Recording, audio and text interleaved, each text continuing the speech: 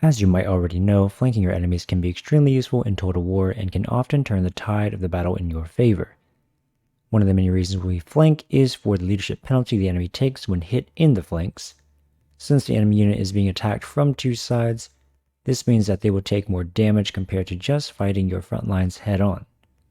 There are many ways you can flank an enemy, but for now we'll just cover the main three. Flanking with units in reserves or spare frontline units, flanking with cav, or flanking with missile infantry. As you can see in the comparisons, we have the scenario showing 2 orc boys versus 1 unit of dwarf warriors.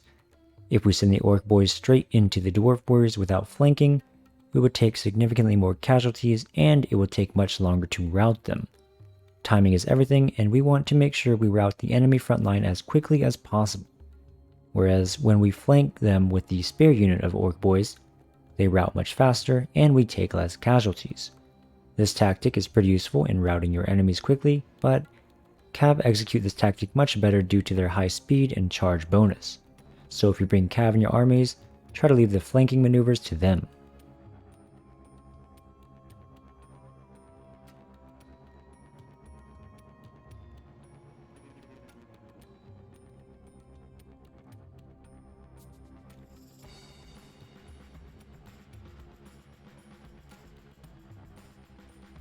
Lastly, there's flanking with missile units. Flanking with missile units can be extremely useful, especially when there are shielded infantry on the battlefield. Whenever a missile unit fires into an enemy that is shielded, that shielded unit has a chance to block the missile fire, depending on what level of shield they have. However, we can bypass their shield block chance by firing at them from the sides or from behind, completely negating the effect of the shield and fully utilizing your missile infantry's damage potential. You will need to escort your missile infantry into position, just in case there are some enemy units hanging around the flanks, or if there are rallying units coming back to the fight. Preferably, you will also need to have already dealt with the enemy backline, so that your ranged units do not get volleys of missiles into their own backs. Now we can roughly compare the amount of time it takes for each scenario to fully rout the dwarf warriors. The no flanking scenario obviously takes the longest amount of time, while firing volleys into their backs routed them the fastest.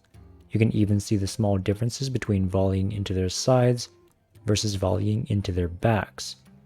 If we were to combine the cavalry flanking while firing into the enemy's backs, you would see even lower times. That's all we have for today. If you found the video helpful, make sure you drop a like and leave a comment below. Also, subscribe if you haven't already.